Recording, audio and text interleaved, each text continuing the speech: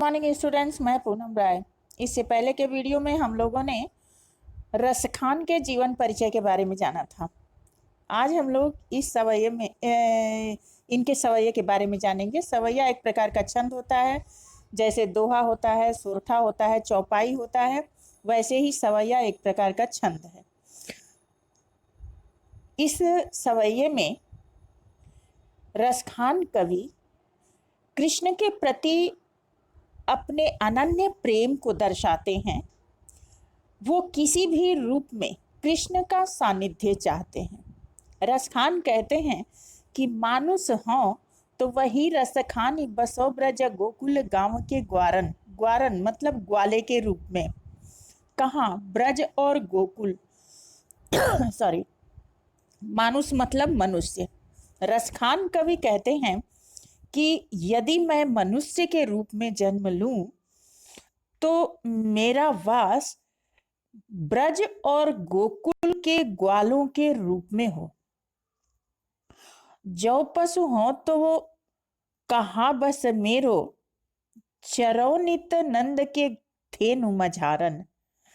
कहा बस मेरो कहकर वो अपनी दीनता दर्शाते हैं कि अगला जन्म जो होगा वो अपने बस में नहीं है। तो अगर मैं मनुष्य नहीं होता हूं, पशु के रूप में होता हूं, जो मतलब यदि, पशु हूं मतलब बनूं, यदि मैं पशु के रूप में जन्म लूं तो मेरो चरौनित, मेरे मन में इच्छा है कि नंद की धेनु, धेनु मतलब गाय, मझारन मतलब बीच में, नंद के गायों के बीच में रहूं। ऐसा वे क्यों चाहते हैं? क्योंकि जब नंद के गायों के बीच में रहेंगे तो उन्हें कृष्ण का सानिध्य मिलेगा। अब पाहन हो तो बसो वही गिरी को, जो कियो हरि छत्र पुरंदर धारण। पाहन मतलब पत्थर।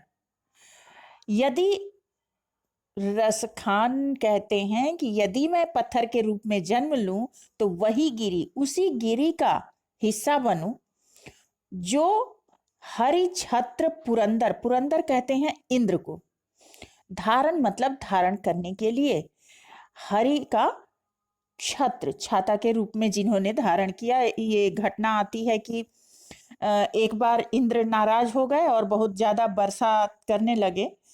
डूबने का खतरा हो गया। पूरे गांव की सुरक्षा के लिए कृष्ण ने उंगली पर इस पर्वत को उठा लिया था, गोवर्धन पर्वत को। तो इसीलिए वो कहते हैं कि हरि छत्र पुरंदर धारण। यदि मैं पत्थर के रूप में जन्म लूं तो उसी पर्वत का हिस्सा बनूं जिसको छत्र के रूप में हरि अर्थात कृष्ण ने इंद्र से सुरक्षा के लिए धारण किया था। जौखग हो तो बसेरो करो, मिली कालिंदी कूल कदम्ब की डारन। और यदि मैं खग, खग मतलब पक्षी, पक्षी के रूप में जन्म लेता हूं तो मेरा वास, बसेरो करो, बसेरा मतलब वास, मुझे कहाँ वास मिले? कालिंदी, कालिंदी मतलब यमुना, कालिंदी कहते हैं यमुना नदी को। कालिंदी कूल, कूल मतलब किनारा, और कदम्ब की डारण, डारण मतलब डाल पर। यमुना नदी के किनारे जो कदम्ब की डाल है, वृक्ष की जो शाखा है, उस पर मैं बैठने वाले पक्षी के रूप में जन्म लूं।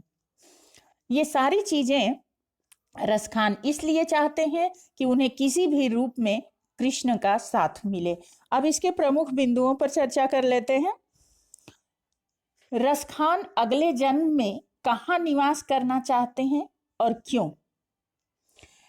रसखान मनुष्य के रूप में अगले जन्म में ब्रज भूमि में निवास करना चाहते हैं, क्योंकि उन्हें कृष्ण तथा उनकी लीला भूमि से गहरा लगाव है। रसखान मनुष्य के रूप में अगले जन्म में क्या बनना चाहते हैं? रसखान अगले जन्म में मनुष्य के रूप में ग्वाले के रूप में जन्म लेना चाहते हैं। पशु बनने की स्थिति में रसखान अगले जन्म में क्या बनना चाहते हैं?